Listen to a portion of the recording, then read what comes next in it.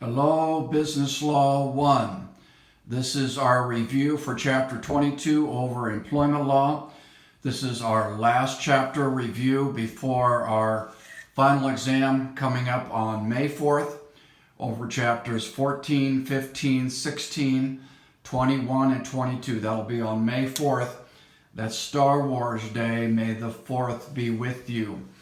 Chapter 22, Employment Law. The first thing to remember there is every state except Montana is something called at-will employment.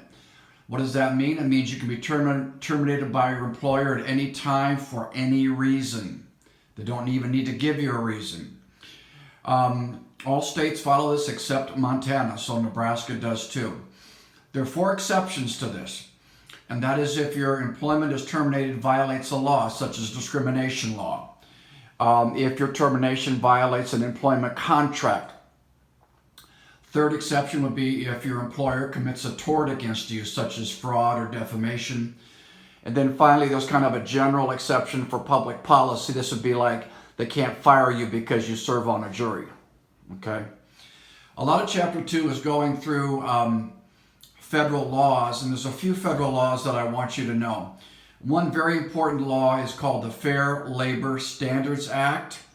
The reason this is important because it regulates child labor, overtime pay, and minimum wage, which are 3 very important things. Another federal agency that's important is called OSHA. You've heard of that.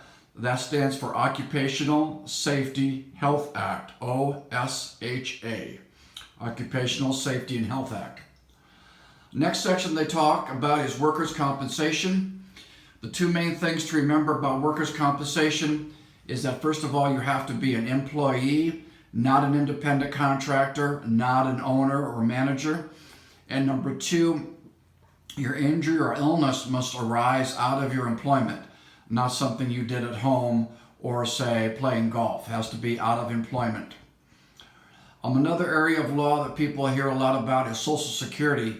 Most people don't know the actual legal name for that is FICA, Federal Insurance Contributions Act. That's the actual legal name for Social Security. So FICA, you see that on your paycheck, that's Federal Insurance Contributions Act. Then they talk about the employment disability discrimination. That's called the ADA. The employer must use reasonable accommodations unless it will cause the employer undue hardship. So with the ADA, with disability discrimination, employer must make reasonable accommodations unless it would cause undue hardship to the employer. Those 4 words are very important. Reasonable accommodation, undue hardship. Then at the very end, they talk some more about employment discrimination. The main law here is called Title VII of the Civil Rights Act of 1964. Very important law. Title VII of the Civil Rights Act of 1964 prohibits discrimination for employment based on very specific categories: color, race, national origin, religion, and gender. And you should know those categories.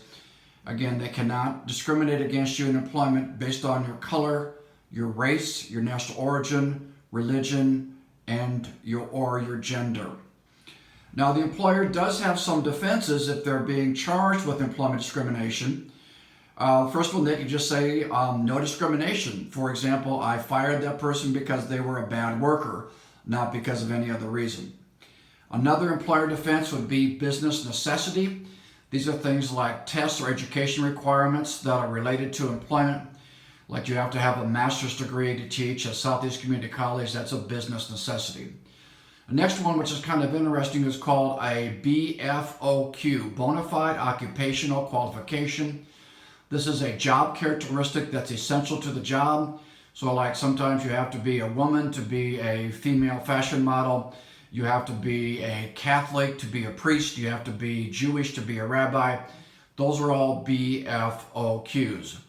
And then finally, the last one, it's a seniority system. These are benefits tied to years worked. For example, I used to work at a place that if you worked there 10 years, you got an extra week of vacation. If that seniority system is fair, then that is a defense for an employer. So there are 4 basic defenses here. Thank you all very much.